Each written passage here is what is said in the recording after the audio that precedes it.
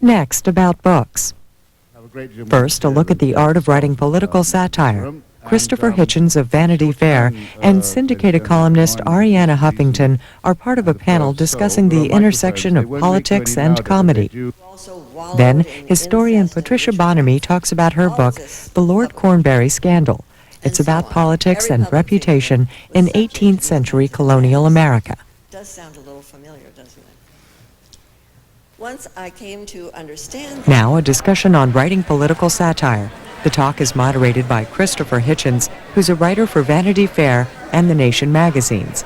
Participants include author and columnist Arianna Huffington, novelist Larry Beinhart, and Paul Krasner, editor of The Realist, a journal of political satire and commentary. This discussion was held as part of the Los Angeles Times Festival of Books, held in late April. That's better. How's that? I haven't started yet. Ladies and gentlemen, brothers and sisters, comrades and friends, it's very good to see so many people infesting the campus of UCLA for such a wonderful fair as has been brought us by Steve Wasserman, my old friend, and the LA Times Book Review and his collaborators. But I must say it's very depressing to see this number of people coming to a discussion on the nation's capital. I always hope for ill-attended meetings on this subject myself. Whenever I read people saying that public cynicism is so great that we may be in real trouble, nobody likes the system, nobody trusts the politicians, nobody votes, I think we would really only be in trouble if that was not so. So signs of enthusiasm are very much deplored. I think I speak for us all here. And well, it's our job to dispel any illusions you may have brought along with you. There are only very few, I've been in Washington now 16 years, I've picked up only a very few basic maxims. My name is Christopher Hitchens, I'll be your moderator today. I've never been a moderator before. I suppose that may be why I was asked to be a moderator this time. I will moderate this event, which I've garnered in that period and would like to share with you. Some of them are from I.F. Stone, some of them are from Mike Kinsley, some of them are from Anonymous. They are, the scandal in Washington is never what is illegal. The scandal is always what's legal already. Don't believe anything until it's been officially denied at least 3 times. That one is, that one was Izzy Stone. I keep that one above my typewriter, pinned up. You never know on what page of the Washington Post, our great hometown newspaper, you never know on what page you will find the page 1 story. And if you want a friend within the Beltway, get a dog. We have a canine expert, in fact, here today, partly for this reason. I think you're very well served, if I may say so, by your panelists. Reading from the end towards me, Arianna Huffington, who I've known as Arianna Stassinopoulos. Arianna Stassinopoulos Huffington. Arianna Huffington. F. Scott Fitzgerald was never more wrong, I've sometimes thought, than when he said there are no second acts in American lives. Arianna is here, I think we might say, to dispute that proposition. In the middle we have Larry Beinhart, whose book, American Hero, I'm sure a lot of you have read, and whose movie I was very lucky to see. One of the very few good things that's come to me from living in Washington in the recent past was the good fortune to go to the premiere of Wag the Dog and to get an advance jump.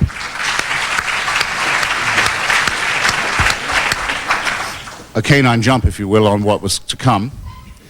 And then right next to me, which puts me in I think this is not invidious to say, in the Place d'Honneur, in the place of honor, Paul Krasner. I can't tell you what he's meant to me. When we spoke the last time we met, which was at the Abby Hoffman Memorial meeting in New York, I wasn't able to tell him. I was too tongue-tied, but for those of us who remember back to that crucial year, 1964, and reading The Realist and reading the unpublished chapter from the William Manchester book on the Kennedy assassination, and finding out that it was all true about Lyndon Johnson and the special cranial surgery and the new passages for penetration. Well, I can only say I'm lost still when I think think back on it, I've heard people say that they think it's not true, some kind of a put-on. The word Terry Southern was once mentioned. I think certain things are just morally true, okay? Speaking of new avenues of penetration and so forth, I suppose if you want a conception of the surreal in Washington, the most recent one I'd be able to offer you would be, just remember, because memory is short, remember the time that this president fired his own personally chosen female Surgeon General, Joycelyn Elders. Do you remember why he fired her? You do. So I don't have to embarrass the C-SPAN audience by saying that it was for talking about hand jobs in public. You're on TV, by the way, ladies and gentlemen. Now, from not being able to mention as Surgeon General the humble, unassuming hand job, the same president forcing the entire country to say blowjob in front of their families within months later. Seems to me to be, and here I want to make a strictly bipartisan point, progress of a kind. Very well then. We have a fantastic mixture of age, experience, and brains and beauty to go on. And for that reason, I think I'll ask Paul to start. I'm going to ask them all to be pungent and brisk, because I know you all have questions. And here we go. I've never been referred to as a brazen beauty before. Thank you very much. I think that Steve Allen once said that satire is tragedy plus time. But what's happened is that the rate of irreverence has been accelerating along with everything else. And that's particularly been enhanced by the World Wide Web. So that now not only has reality been nipping at the heels of satire, but it occasionally overtakes it. It overtook it yesterday, I remember, when I was watching C-SPAN and I saw Brian Lamb discussing the semantics of scumbag. My left and right lobes of my brain fused at that moment. But what's been happening is that all of this scandal has served as America's glasnost, which is Russian for truth. And I just want to quote one little thing from a book called The Congress of Clowns and Other Russian Circus Acts by Joel Schechter, in which he writes, this was at the time of glasnost, and it's what's happening in America today. In Leningrad, the highly regarded humorist Semyon Altov said that he has moved from satire to non-topical, more universal fiction in his recent writing, because newspaper reporters are now providing the public with the news of dissent that only satire could convey previously. And it's true. I saw on ABC News, in the evening news, there was the anchor, Peter Jennings, and Cokie Roberts was in Washington in the field, and Jennings said to her, "Cokie, what do you think the spin will be tomorrow?" Now, I don't want to seem old-fashioned, but I remember a time when the news was reporting what had happened, rather than asking journalists to predict what the propaganda would be the next day. But it's not just the news people that do that. It's also the people in the news, mostly inadvertently. Let me read this to you because I want to get the exact quote.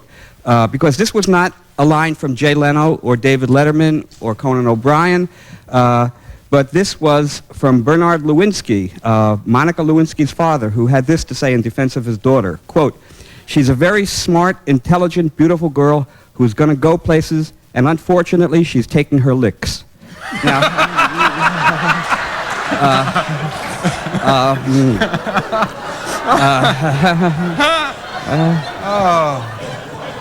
but you know, he's an oncologist. People specialize. So one other little sentence I want to read here, because it makes the point how satire and reality, the line between them is getting so blurred that even I, as an editor of a publication which never labels something as satire or reality, because I don't want to deprive readers the pleasure of discerning for themselves whether something is true or a satirical extension of the truth.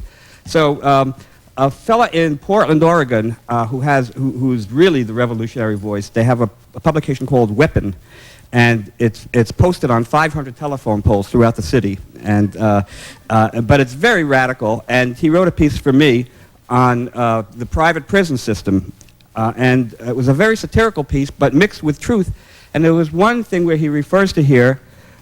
He says, in fact, slavery, because there is a form of slavery in the prison now with prison labor, you know, those telecommuter calls we get, you know, as some murderer in a cell on his cell phone. So he writes here, these lower production costs trickle down to the consumer. Cheaper labor means lower prices at the supermarket and more affordable cars. Given the reliable increase in the crime rate, we could staff more and more industry with cost-effective prison labor. America could return to a slave economy in which criminals are bought and sold, providing a life of luxury and idle pleasure for the victims and the obedient, law-abiding people. In fact, slavery was never outlawed in the United States. The 13th article of the Constitution states, neither slavery nor involuntary servitude, except as punishment for a crime, shall exist within the United States. I thought, what a brilliant piece of satire, and then I checked, and that is the 13th article. There are copies of this issue of The Realist. Help yourself. They'll be at both ends as you leave. Just one more final point, which is that what passes for political satire today is really name-calling and easy references, easy reference humor. So even during the last campaign, you know, always there were sex and diet jokes about Bill Clinton, and there were ageist and temper jokes about Bob Dole. But it never got to the issues.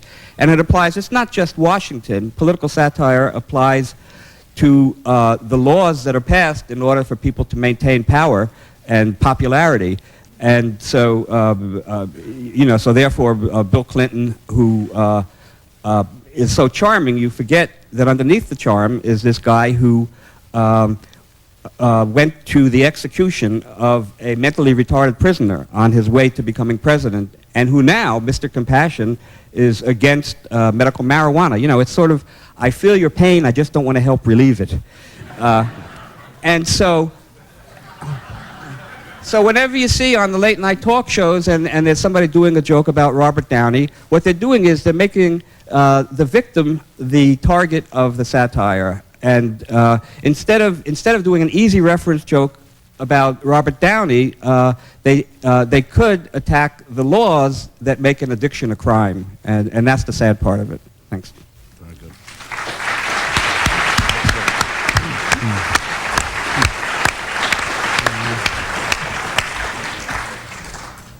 Ariana, we're in your hands.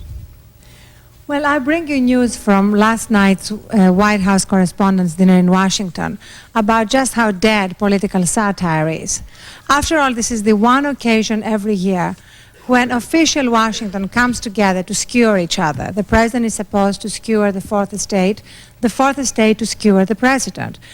Well, last night, the president did his job pretty well, as he always does on those occasions, deflecting criticism from himself through humor. The fourth estate was so tame, so contemptible, that I actually hired a comedian who said to them, apparently, when he was hired, that he knows nothing about politics, he does not follow politics, at which point they offered to double his fee. And he proceeded to give us basically a Las Vegas stand-up act about his twins and his life and the fact that once you have twins, you only have sex every 3 months. And that kind of stuff that would have been fine, you know, in a Las Vegas show, but not on the one occasion, once a year, when you're supposed to say something satirical about the president. The Washington establishment is terrified. At the parties afterwards, everybody was saying how relieved they were that nobody said anything to embarrass the president. I mean, that's what this occasion has been about for years. And basically the bottom line is that the state of ridicule, the state of late-night Monica jokes on Len or Letterman is very healthy. I would say it's about as healthy as the president's blood flow. On the other hand, the state of satire is about as healthy as the blood flow of, let's say, Warren Christopher. So what do? Basically, we're living in an entirely surrealistic American politics. I just discovered yesterday that the Library of Congress has classified my book, Greetings from the Lincoln Bedroom, as current American history. which, when you consider that it takes place over a fantasy weekend in the White House, with Socks the cat being my guide and my deep throat, the vice president being a talking statue, and the president and the speaker reaching a historic bipartisan agreement in the hot tub that oral sex is not adultery, you wonder if this is current American history. What is satire? And the reason why I say that satire is absolutely dead is that satire traditionally has been fueled by passionate belief, by the desire to change the world. And there is a quote actually from Paul Krasner that I use a lot, so I'm going to quote it in his presence, when he said that sometimes humor is just a way of calling attention to the contradictions or the hypocrisy that's going on officially. That's the function of humor. It can alter your reality. And that's what we don't have enough of. We basically have a reality that is completely stagnant politically. We have two political parties, but one political class, which is why increasingly you have people of the left and right coming together looking for new alliances. And which is why in this, my 7th book, I turn to satire, because really there's no other way for me to approach American politics. Polling and pollsters have basically ruined politics, and one of the things that we can actually do, one of the small acts of civil disobedience, is for all of you here to hang up on pollsters next time they call you. And if you don't have the courage to do that, just hang up on them and then lie to them if you don't have the courage to hang up on them. Anything to contaminate the sample. Yeah. Bravo. So basically, through satire as a form of dissent is what interests me. And the more we practice it, the more likely we are to challenge the Washington establishment and to produce some fundamental change that is needed. Because as Abraham Lincoln tells me when he comes to visit me in the Lincoln bedroom, very well preserved, if I may say so, he tells me that leadership has always been a risky business. And leadership has always been about moving a nation from where it is to where it needs to be. Well, there's nobody who can fit that description today, because leadership at the moment has become simply an exercise of commissioning a poll, receiving those shallow results, and then feeding them back to the American public in this most toxic recycling. And that's leadership. No wonder over 50% of the American people have tuned out and don't even bother to vote. And what is remarkable is that when you remember the Columbus, Ohio town hall meeting, it just took a few hecklers to change American foreign policy, which shows how relatively easy it is once we stop actually simply accepting the pablum we're being fed to create a critical mass of citizens that change things. And the final point I want to make is that I have a sort of all-consuming desire to lower our guffaw threshold. What I mean by that is, do you remember the good old days when we used to laugh at Dan Quayle? Well, misspelling... We still do, but you know what? Misspelling potato is a trivial crime compared to what's going on right now, and yet nobody's laughing. At least not enough of us are laughing to create a major, loud belly laugh. For example, when in Africa the president was asked why he invoked executive privilege, and he replied that he didn't know anything about it, he just read about it in the morning papers. Why didn't the press call guffaw? Why didn't they laugh so hard that they had tears in their eyes that they couldn't even write the statement down? Instead, like the sheep that the American media have become, they wrote it down and moved on. Or when Newt Gingrich, because I'm an equal opportunity offender, when Newt Gingrich was talking to Brian Lamb and told him in book notes that he's really given up largely the Sunday shows because they're full of self-important people. I mean... Self-importance is the man's distinguishing characteristic. After all, he was the one who said, I have an overweening ambition. I want to shift the planet, and I'm doing it. And yet, nobody laughed. So, please, as the beginning to sort of resurrecting political satire, lower your guffaw threshold. Laugh at the expense of our political leaders of both parties. Hang up on pollsters. And begin to demand more political satire based on passionate conviction instead of just late night, easy Monica jokes. And I'd just like to end with a late night, easy Monica joke, which is that when I arrived at the White House, which is very much like Disneyland, outside the Lincoln bedroom, I saw a sign that said, "You have to be this high to ride the president."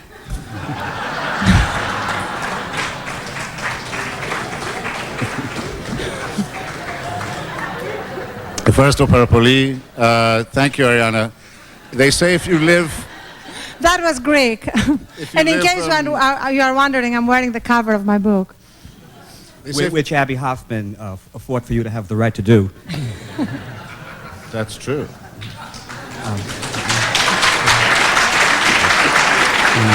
And they say if you live long enough, everything will in the end happen to you. And now, Ariana and I can link arms with the absent Mario Savio and say, put your bodies on the gears, throw them on the levers, try and stop the machine, try and gum up the machine. Otherwise, what you'll get is another person who was a great hero of my youth, Tom Lehrer, whose songs I was listening to at the same time I was learning to read The Realist.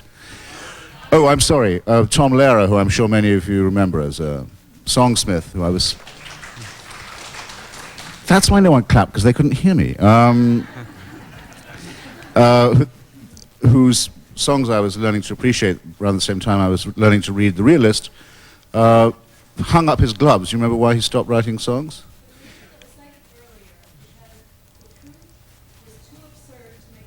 There's always someone in the audience like that. Some troublemaker.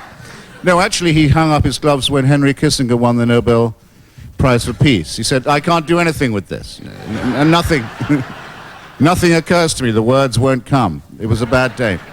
Larry. Wow. Next time, remind me to go first, not third. Play top this. The press doesn't laugh. It's not what they do. I had my 5 minutes of, or 2 minutes or 35 seconds of fame during the Monica Lewinsky feeding frenzy. And so I got to do a bunch of interviews. And I normally try to be funny. I don't know if I'm going to do that tonight. Because We'll be the judge of that. but anyway, and when I was talking to press people, I just couldn't make them smile. They would just... like, this must be serious. You're talking. This must be serious. I mean, these are the people who during the great Monica Lewinsky opening act would stand out there in front of the White House for hours, and we'd switch to them on camera, and you'd get, Jane, I'm standing out here in front of the White House, and as you can see, there is nothing actually happening here, but I am standing here, and I will continue to stand here, and if anybody goes in or out, I will tell you about it. I will be the first one to tell you about it. And I will continue to stand here because the White House is behind me, and this is the White House in crisis. You know, I mean, and that's what they do. And it really doesn't matter what the subject is. You know, they do it with the weather, too. We are on a hurricane watch. And we in the press love hurricane watches because we know that the event will happen, and we can place our camera in position so that we can see it happen, and you are watching it now. But anyway, that's what the press does.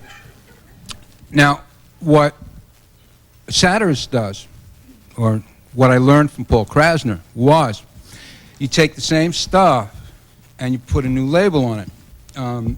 My favorite realist shtick was something called Softcore Pornography of the Month Award, in which Paul would take photographs of things that had previously appeared to be completely innocuous, and by so labeling them, transform them. Three that come to mind. One was a picture of a gear shift in a Volkswagen, and it was a Volkswagen ad, and the Volkswagen ad said, "Is your wife afraid of a stick shift?"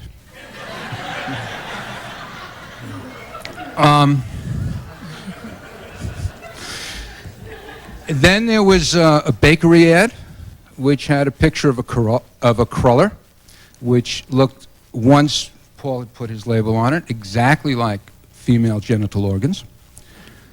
And the third was a picture of Ronald Reagan holding a young boy's head in his hands, and the boy was about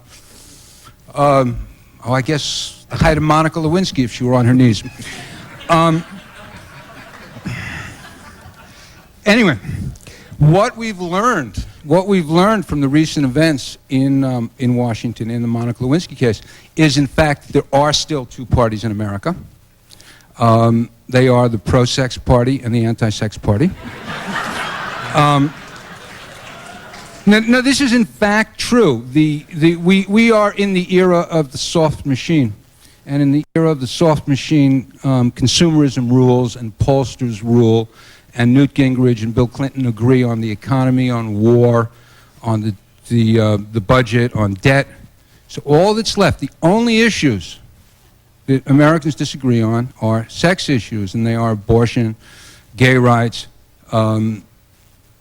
women's rights, welfare, and affirmative action and civil rights. Civil rights in this country being a sexual issue, and I'm not going to touch that one, but it is. Now, the good news is that the pro-sex party seems to have won. And on that note, I think we're gonna I'm gonna get out of this and turn this over to questions with the moderator. We already have a question. Yeah. First, I want to say that the way to tell softcore pornography was that it would give a man a soft on. Okay. And a soft on can be defined as something that you know it when you see it. Right. Or in this case, you know it when you don't. Ladies and gentlemen. And then I also wanted to, I'm sorry, I just wanted to point out to Ariana that as to the idea of hanging up on pollsters, they've already taken a poll on that and found out it wouldn't work. And then one other point, which is I was very much influenced by Lenny Bruce, who said that he was part of everything that he indicted. So I think it's important for satirists not to separate themselves and make themselves superior to the people they criticize. And yeah, we are the enemy. And our enemy. Well, at least we're not peerless. But you know, I was at Ariana's talk this afternoon, where I mean, I'm sure I've read somewhere in her column about the evils of some kind of illegal wiretapping, and yet she said that she had snooped on her 8-year-old daughter's diary, and I wonder how you would justify that in an age where you value privacy so much. Oh, actually, not only would I justify it, but I would highly recommend it. I think you should all snoop in your children's bedrooms after they fall asleep. My children are 8 and 6, and by snooping in my oldest daughter's diary, I found what she had written about the presidential sex scandal. She was trying to make sense of it, and she had numbered her responses. 1, the president is floundering. She created that word between philandering and floundering. 2, the president and Monica had sex, parents, we think, which was the journalistic equivalent of allegedly. And it went on like that 3, 4. And when I finished reading it, part of me wanted to sit down and cry at the fact that we had intruded in our children's minds at an early age all those concepts. And the other part of me, of course, laughed. But what can you do when you really have to turn off CNN when your kids walk into the room? And well, when increasingly Cocky Roberts is sounding like Dr. Ruth. So we have to teach them at a young age how to remove a semen stain so they don't learn it on the street. We also had to ask the president only the other day, was that a V-chip in his pocket, or was he just pleased to see us?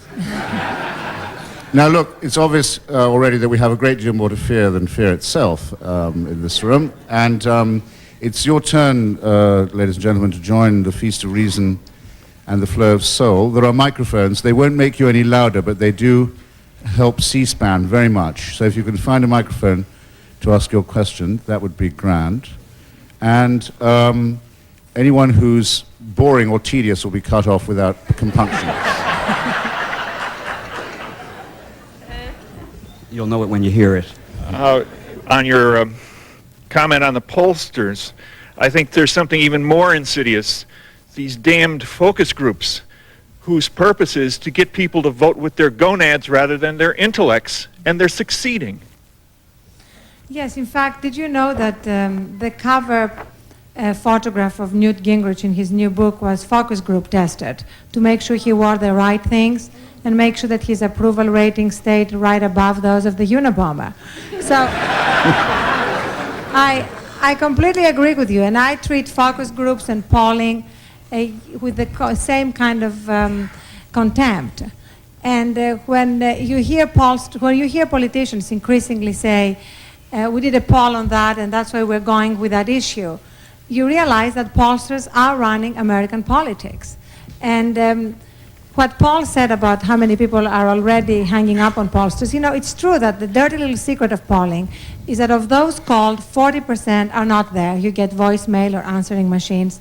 Of those reached, 35 to 40% refuse to talk to pollsters. So already, basically, the only people being polled are lonely, bored Americans who want to find somebody to talk to. And that's the representative sample. I'm sorry. You know, I think that's a shallow, cheap, knee-jerk reaction. And I'm sincere about this. Don't hold back, Larry. The question. No, I mean, you know, focus groups and polling and all this stuff was developed by consumer market researchers, right? And they have brought us better cars, more appealing cigarettes, more stylish clothes, and a higher level of, you know, consumer existence. And all they really do is what democracy is supposed to do, is bring the consumers the politics they want. And that's a good thing. No. In It's a fact, lousy thing. I understand in the year 2000, the election, the booths will not have the names of the candidates, just the names of the poll that you trust the most. Gallup, the CNN, and you just check the one that you trust the most. It is voting in the passive voice now, and it leads to virtual politics and virtual elections. And it's interesting, you never get rung up and asked, do you think that Alan Greenspan's control of the Federal Reserve's money supply is too tight? They don't trust you with the answer to a question like that. It's all, do you think, well, actually the Los Angeles Times once, I think, set a hard-to-emulate standard question by asking people if they thought Ronald Reagan's colon cancer would or would not recur.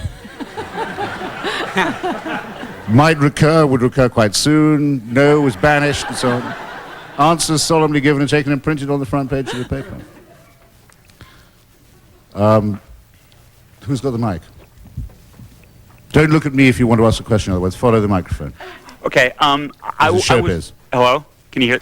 Yes. I was wondering, in reflecting on your remarks about satire and the fall of satire and that sort of thing, I was wondering, thinking about the Soviet Union and people's lamentation that with the fall of communism and the fall of some of that suffering, the result is intellectuals aren't doing so well, and whether maybe the fall of satire in this country is partly a reflection of that the economy is doing well, and is that such a bad trade-off? I hate that question. But as a matter of fact, no, Lenny Bruce was a great success at a time when everyone was talking about nothing but consumerism and boom and America the preeminent. So no, I don't think there's necessarily any correlation between a narcotized society and, or I mean, say narcotized in the wrong way. Actually, Lenny Bruce was a great success commercially, but I mean, it was a great success in terms of his influence. But at the time, both financially and publicly, he was like, I don't know, a minor character that was known to not that many people. He's somebody whose legend has grown over the years. So Lenny Bruce in his own time was more famous for his trials than his stand-up. But here is something that we're not challenging. We're not challenging the assumption that things are going well. In fact, one of the great bipartisan frauds of modern times is that assumption. You turn on the Sunday morning shows, and Republicans and Democrats all start with the premise that this is a great time.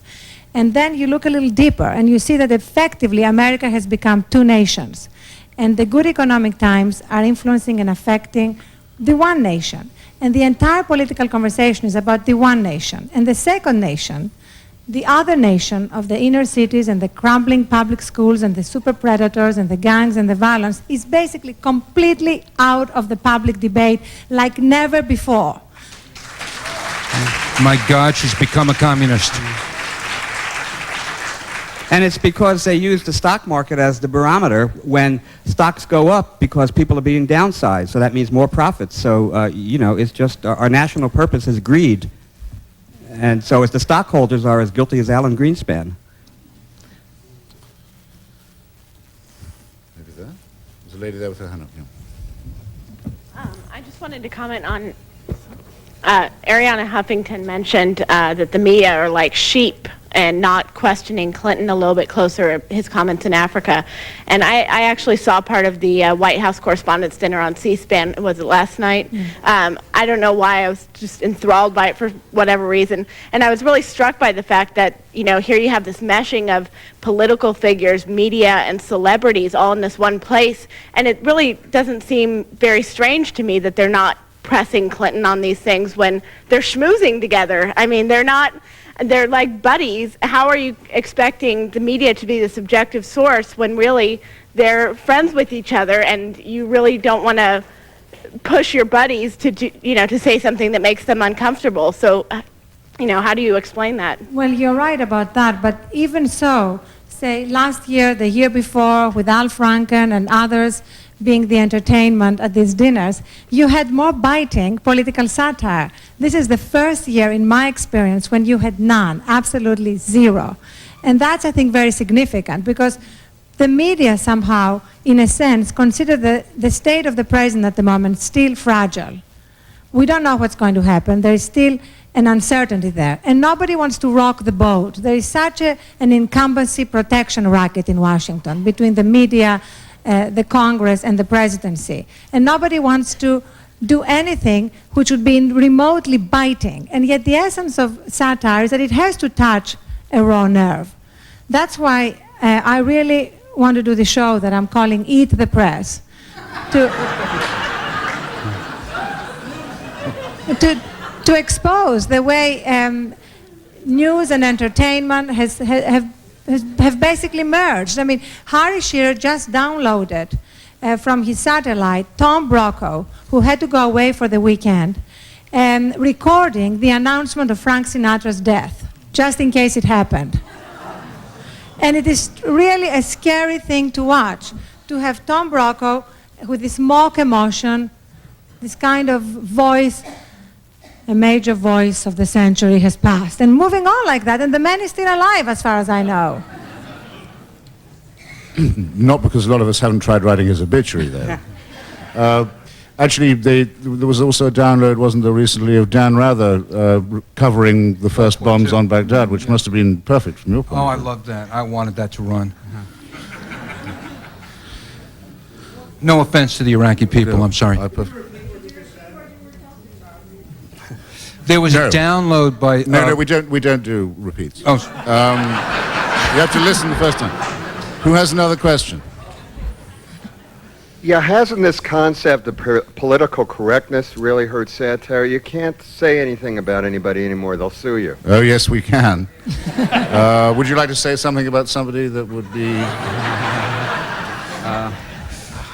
Well, if you're going to do it in fiction, which is my thing, I write fiction, you take, for example, a politically incorrect joke about women, as I did, a joke that I happen to love, but I knew that I could, as the narrator, couldn't say it, so I had George Bush say it.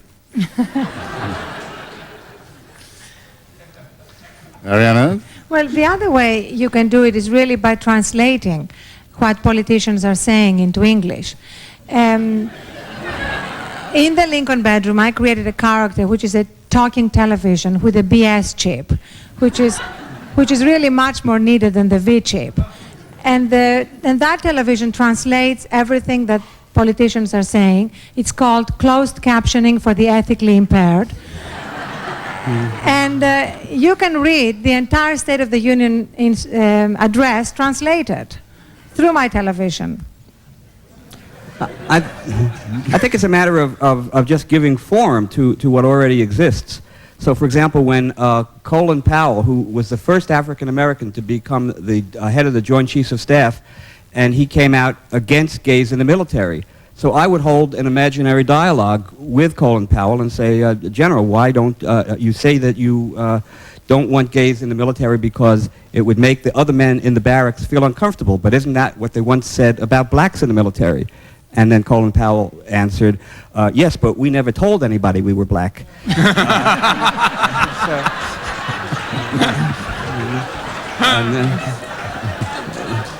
That was the beginning of the don't ask, don't tell policy. Yeah.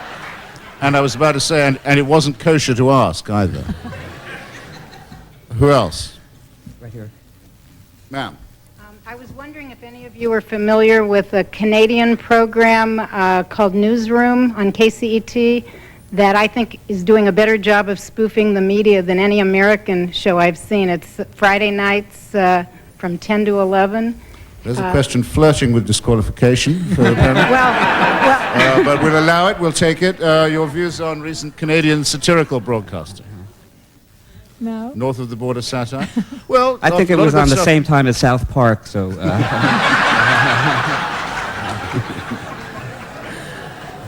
But the larger point of the question is that the English and maybe the Canadians are much better at this stuff than the Americans. That's not true. There is a tremendous... That's Why ridiculous. is this man attacking me all the time? I mean, I just lived in England for 3 years. I What a lived there for humorless 12. people. That's not... This is... I mean, this is a country where I don't think anybody's had sex sober. This is the... Not America, England. This is the only man who has so far entirely equated satire with sex. I'd like to know more about his sex life, but in the meantime, I lived in England for 12 years. During the time of That Was the Week That Was, And Monty never touched a Python- drop, I was told. What? And you never touched a drop, I was told. Well, let's put it that way. I never inhaled. But, and that's where I met Chris, but we won't talk about that. The point is that there is something about political satire in England that's a lot tougher, political invective. I mean, when you have Congressman Burton calling the president a scumbag. I am not a scumbag.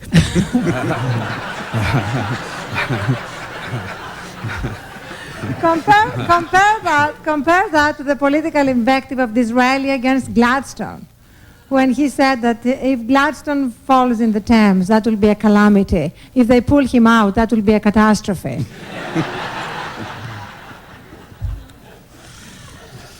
I was there for the inhaling, by the way. I keep meaning to share this with you too. The then student, not even Governor Clinton, of course, has always been allergic to smoke, and so naturally has never inhaled anything at all. But marijuana then used to be baked into brownies and cookies and mainlined with both hands in mass quantities. But he didn't It was the swallow. most cleverly lawyered reply that he could ever possibly have given it. It's funny that the one that he spent most time polishing, a lying reply, was the one that got him into most trouble, because there are still people, and let's celebrate the fact, who can spot a phony at 10 feet. Well, you know, we're all assuming that he's lying these days. And why I not? try to have an open mind, you know. It's not like the case of Kathleen Willey or Paula Jones, where one says yes and the other denies it, so one of them is lying. But in the case of Monica Lewinsky, both Clinton and Monica deny it. Now, what is the possibility that they're both telling the truth? Zero. Well, no, but...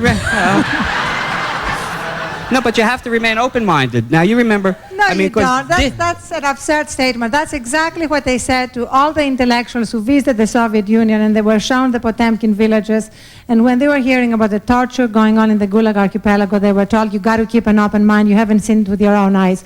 Keeping an open mind has been the greatest disaster in the 20th century in the way you're describing it.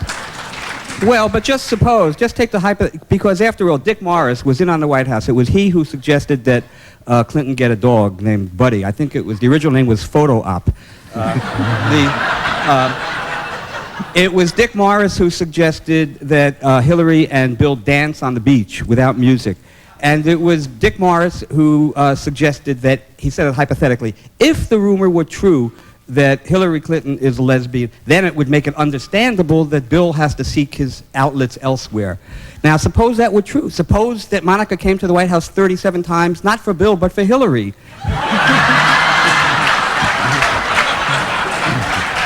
So they're both telling the truth and denying it. And he's being a devoted husband by also taking the fall for her. Well done, Paul. Thank you very much. It was also It was also Dick Morris who was author of the stunning bestseller, Men Are From Mars, Women Are From the Yellow Pages. Oh, that's right next to Monica's biography, Going Down in History. And the difference between the leader of the free world and the Titanic is only 300 women went down on the Titanic. Okay, have we got another one? Yeah, but it took a lot longer.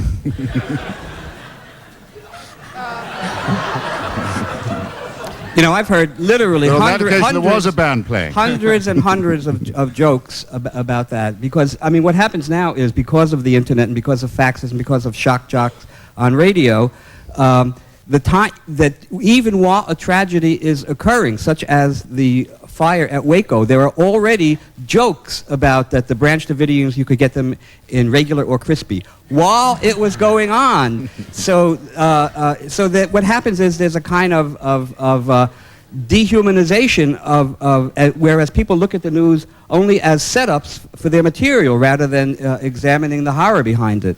And so it's just part of the MTV attention span. You don't think there's a conflict between your criticism that satire is withering and the statement that you just made?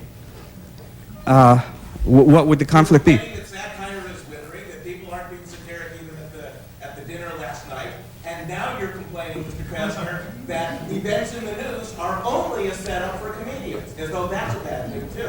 One of you has to be wrong. There's no contradiction. Next. Okay. Actually, let me. A contradiction is not two things said by two different people. No, but there is Not on an this important show. point, and it's very easy to reconcile the contradiction because there is a difference between ridicule and satire.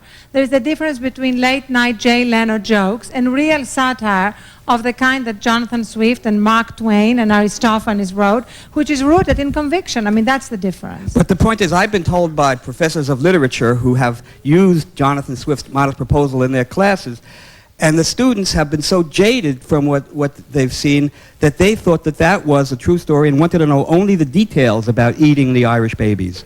You know, tell us more. That wasn't a true Well, that was story? true of a lot of the original English audience, too. Yeah. Yeah, I think... As with Defoe. Ma'am, you've been very patient. Okay, I don't know if you can hear this. Okay, satire, it depends, you have to have content. You have a little bit of time to get to content to get to satire, as opposed to mild-mannered humor. And by the way, satire, people used to be afraid of satire. I just heard Larry Gelbart say that when he was opening, what is it, City of Dreams, and was all ready to go open on Broadway, the Schubert said, they looked at his press packet and said, "You're not calling that a comedy?" So, okay, comedy now is dangerous, and that isn't even really telling anybody anything. But it occurs to me that if the media is on its knees, not just Monica Lewinsky, but the media as it's collapsed on its knees in the last 20 years, at the same time we have nobody's reading anymore. Maybe that's the way we're going to get to a free press again, because if the amount of people who read shrink to a tiny elite, we could probably get a free press again because it won't upset anybody. Was that a question? No. I waited so long. And was it a question at a book fair?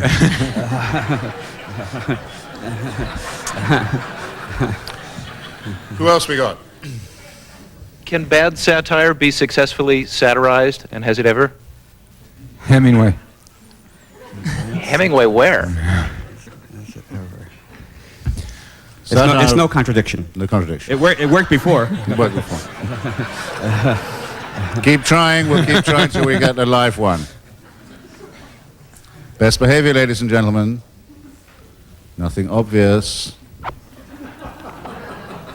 I'm wondering, is this on? I'm wondering what direct impacts you've seen your satire have on policy or opinion making, and if you can give a few examples. Yeah. It's a very worthy question. It's an excellent question. I am told, very serious, probably good question. not reliably, that at when they were ready to go and start Gulf War II, somebody said, "Well, we can't do that. They'll think it's Wag the Dog." And my mother was really impressed by that. But also, at the intersection of satire and dissent, you have the Columbus, Ohio town hall meeting, where you had Madeleine Albright and the Secretary of Defense arriving there with their talking points, thinking they were just going to feed that same pablum to the people, and just a dozen hecklers made mincemeat of them, ridiculed them, humiliated them, and changed American foreign policy. So it just shows how few people it really takes, just this critical mass of people, to turn things around. Yeah, and I waited for those hacks like Berger and others to say, which they did in the end through absolutely gritted teeth, well, it shows what a vibrant democracy we've got here. I thought, I wonder how long it'll be till they have another such vibrant exercise. A very long time. That we, I also think we probably haven't done enough honor to the Custard Pie International. I see someone knows what I mean. those who go around doing the practical satire of imploding pies into the faces of men like Gates. Anyone want to say a word in their defense? Practical Do they satire. need defense? Practical. No, okay, we'll pass on. No. We're running low on time. We're approaching the last 5 minutes, so pungent, thrusting questions, please. I must say, indeed, that Fitzgerald was wrong, because there are indeed second acts in American life. And Ariana is a great example of one, because I seem to recall... Wait, I already said that. I seem to recall a few years ago that she and her husband spent about $26 million. 28. I stand corrected, and in fact, indeed, on consultants and Ed Rollins, my God, and political commercials, pollsters, and so forth. And Well, I learned from it, didn't I? Good for you. and indeed, Ariana has never believed in education on the cheap for herself or anyone else, I'm here to say. Do you have anything interesting to say about the phenomenon of Rush Limbaugh? You mean something more than Al Franken said in Rush Limbaugh is a fat, big idiot, or whatever? Aren't they requiring airbags in the driver's seat as well, and the passenger seat now? I remember that cartoon in the New Yorker of the guy sitting in the bar and saying, I never watched Cheers, so I shan't be missing Cheers. I never could see the point of Limbaugh. It never was anything in my life. Never saw it, never got it. The great motto is always, this too will pass. You know, you said the world was becoming more dehumanized. I agree with you. I think the world was more humanized 80 years ago or so, when there was more quote-unquote repression. And I think I would like to ask that question, if you've thought about that. Now that we have everything out in the open, everything is relative, and quote-unquote there is no repression, we have a more dehumanized world.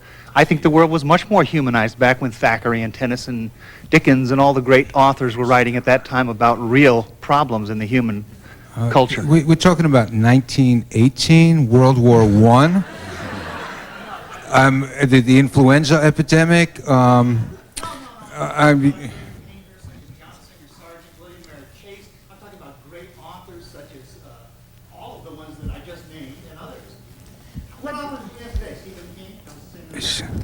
Well, for me, you know, in my logic class at Cambridge, they called this the fallacy of the undistributed middle, because, you know, at the same time you had repression and great painters. Repression caused the great painters. I mean, there's a kind of false correlation here, and I don't think that by bringing back repression we are going to bring the changes about that you seem to want to see. No, I'm saying everything is out of the open. Homosexuality, all the sex.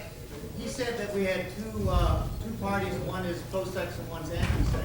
I'd say we have two parties that are both pro-sex. One is pro-moral sex and one is pro-immoral sex. Pro-immoral sex is pro-sex. Pro-moral sex is celibacy. No, I think he means... No, I can clarify this as well. This is what moderators are for. He means oral and immoral is what sorry. Okay, who's next? Because we've got 3 minutes for anyone who wants to be discovered as a good questioner on C-SPAN. Yes, I have a question for the panel. There's been a debate in my community recently between a group who is promoting the concept that political correctness is a right-wing conspiracy. What are your thoughts? Everything is a right-wing conspiracy, but some things are a vast right-wing conspiracy. You know, I have been a conspiracy researcher for many years, and when the First Lady of the nation went on national TV and said there's a vast right-wing conspiracy, I knew I could retire. I could pass the torch on to Hillary. So that was your Tom Lehrer moment, in other words. It was, yes. Another time, the left and right lobes of my brains fused. It's happening more and more often. Sir, quick. It seems to me there's been a very long history of incredibly brutal cartoons and newspapers in this country, and that prose satire has always been much more tame. Like in the early times, we had tremendously brutal cartoons drawn out, but when you read, it's not as brutal. Do you agree with what I'm saying? And if so, why do you think we don't see more very brutal satire in newspapers and other I think one of the few saving things in the press is the autonomy given to cartoonists, the relative autonomy, including at the LA Times. But a lot of papers, that's the only thing that saves it from consensus journalism. But you still do get, say in my hometown paper in Washington, Mr. Herblock, his idea of a punchy cartoon is to have a donkey, that's how you'll know it's a Democrat, with boxing gloves confronting an elephant, that's how you know it's a Republican. And then that's how you could guess, say, there might be an election on or something like that, because everything was all taken care of. So it wants watching in the cartoon area as well. And unfortunately, when cartoonists go bad, they're much harder to sack than the ordinary hack is. But also, it's the deadening of what passes for humor on TV whenever they have a laugh track. I mean, a laugh track is the lowest form of fascism, in the sense that what could be more individualized than your sense of humor, and yet the laugh track is dead people laughing at I Love Lucy, who are now laughing at Seinfeld. I mean, that's the only kind of immortality I believe in, the laugh track. But at least, somebody mentioned Larry Gelbart before, at least MASH, they had a laugh track, but in the hospital operating rooms, the laugh track, they never used it in the operating room. So, you know, taste is a relative matter. Right, well, the word from the control box is it isn't going to get any better than this, so we'll fold now. We're just exactly on time. Thank you all very much for coming. Those of you, wait, hold it. Those of you who want an inscribed copy of any of our books, your butts should be at the Campbell steps immediately subsequently. And get your free copy of The Realist as you leave. Sign it. Free copy of The Realist. You got to sign it for me.